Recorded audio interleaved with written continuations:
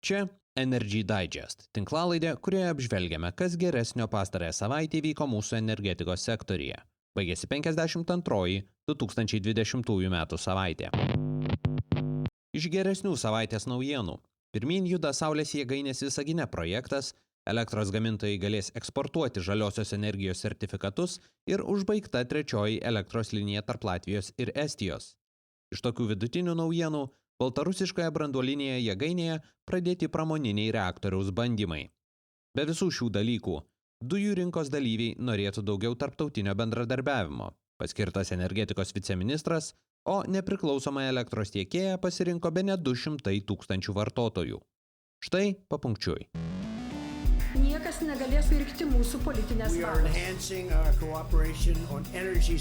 Jungti su europiniais elektros tinklais. Tikslas yra turėti kiek įmanoma žemesnį kainą. Их энергетическое кольцо. Это создает для нас проблемы. Lietuvos dujų perdavimo sistemos operatorė Amber Grid aiškinasi, kaip ir kam rinkos dalyviai norėtų naudoti Lietuvos ir Lenkijos dujų jungtį GIPL. Bendrovė atliko neįpareigojančią rinkos dalyvių apklausą, kurioje sudalyvavo 9 rinkos dalyviai.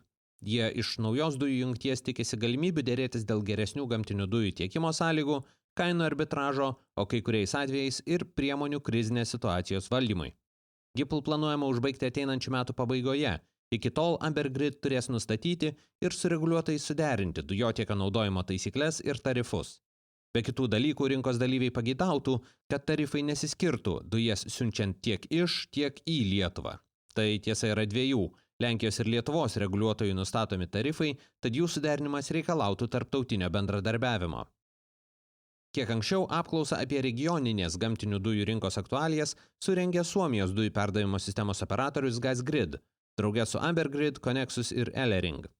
Šios rinkos dalyviai pirmiausia paragino išspręsti nesklandumus Estijos ir Suomijos jungtyje Baltic Connector, bei pageidavo skaidresnio, geriau suderinto rinkos veikimo ir komunikacijos. Anot rinkos dalyvių, vienas iš svarbiausių atliktinų darbų yra vieningos dujų rinkos, tarifų zonos ir sistemos sukūrimas kartu su Lietuva. Šiuo metu vienodais tarifais dalinasi tik Suomija, Estija ir Latvija. Šalims nepavyko susitarti dėl to, kaip į bendrą tarifų sistemą įtraukti Klaipėdos suskystintų gamtinių dujų importo terminalą. Seimas nusprendė nebesubsidijuoti elektros kainos Ignalinos, Visagino ir Zarasų gyventojams. Jie po Ignalinos atominės elektrinės eksploatavimo pabaigos elektros energiją pirko su 50% nuolaida, kuri per pastarąjį dešimtmetį buvo palaipsniui mažinama. Dar 2015 metais jį siekė 20%, kai laikotarpiu nuo 2016 iki 2020 10%. Vietoje šios subsidijos regione turėtų būti įgyvendinamas 10 MW saulės jėgainės projektas. Pirmąjį jo etapą, 4 MW galios jėgainę, tikimasi užbaigti iki ateinančių metų pabaigos ir finansuoti iš ES atsigavimo fondo lėšų. Antram etapui bus ieškomas privatus investuotojas. Visą projektą pabaigti planuojama iki 2023 metų vidurio. Anot Visagino savivaldybės, jau pirmasis projekto etapas leistų regiono gyventojams užsitikrinti 20% mažesnę elektros kainą nei rinkoje. Regiono gyventojai bei savivaldybių įstaigos lengvatinėmis sąlygomis galės įsigyti arba išsinuomoti jėgainės dalį. Dėl to sutartis su energetikos ministerija buvo pasirašyta dar spalį. Astravo branduolinėje jėgainėje pradėti pramoniniai bandymai. Tai paskutinis bandymų etapas prieš komercinį jėgainės startą.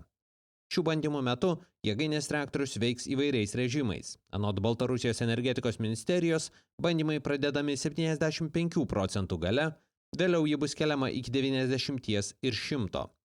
Vėliau reaktorius bus išbandomas ir apkrovą mažinant. Bandymų metu suplanuoti ir jėgainės išjungimai. Neoficialiai anksčiau skaičiuota, kad tai galėtų trukti nuo 2 iki 4 mėnesių ar ilgiau.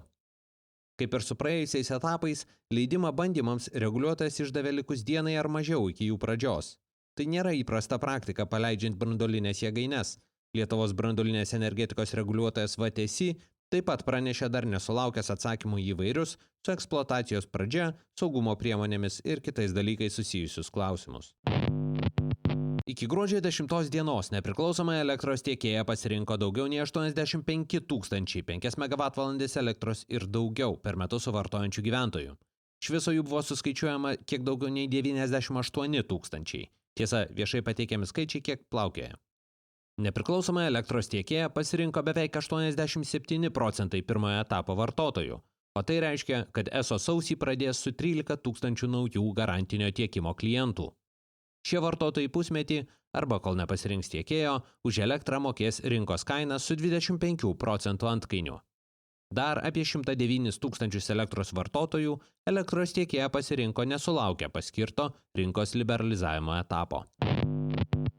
Energetikos viceministru paskirtas buvęs Užsienio reikalų ministerijos viceministras Albinas Zananavičius.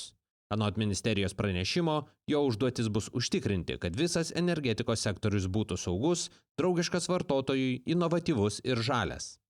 Dirbdamas Užsienio reikalų ministerijoje, viceministras viešai dažniausiai pasisakė su Astravo atominė elektrinė ir su elektros prekyba su Rusija susijusiais klausimais.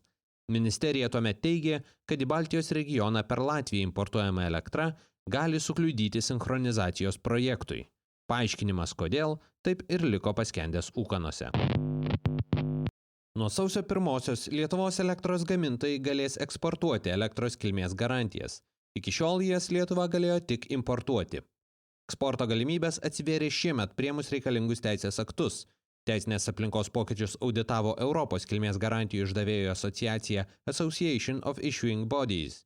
Audito metu patvirtinta, kad visi reikalavimai įgyvendinti, tad Lietuvai buvo suteikta pilnavertė narystė asociacijoje.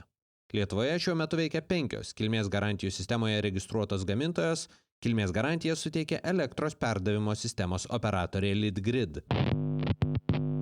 Ir galiausiai, AST ir Elering pranešė užbaigė trečiąją 600 MW galios 170 milijonų eurų vertės Estijos Latvijos elektros jungtį.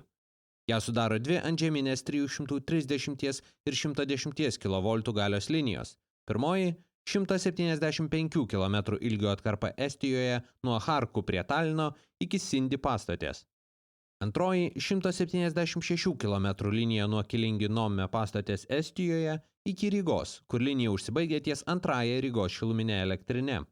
112 milijonų eurų ES lėšų gavęs projektas yra svarbus tiek Baltijos šalių elektros rinkų integracijai, tiek Baltijos šalių sinchronizacijai su kontinentinės Europos elektros tinklais. Šiam kartui tiek. Jei tinklalaidė jums pasirodė įdomi, prenumeruokite. Energy Digest rasite bet kurioje podcastų programėlėje.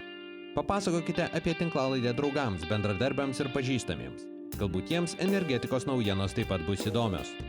Šis podcastas kuriamas to paties pavadinimo naujienlaiškio pagrindu. Jei mėgstate naujienas ir skaityti, o ne tik jų klausytis, laidos aprašyme rasite nuorodą, kurią sekdami galėsite užsiprenumeruoti naujienlaiškį. Kaip be ne viskas šiame gyvenime, Energy Digest ilgainiui atsiduria socialiniuose tinkluose. Aprašyme rasite visas navigacijai reikalingas nuorodas, taip pat ir į Patreon platformą, kurioje galite tapti tinklalaidės rėmėjais. Ačiū, kad klausėtės. Su jumis buvau aš, Naglis Navakas. Iki kitų kartų.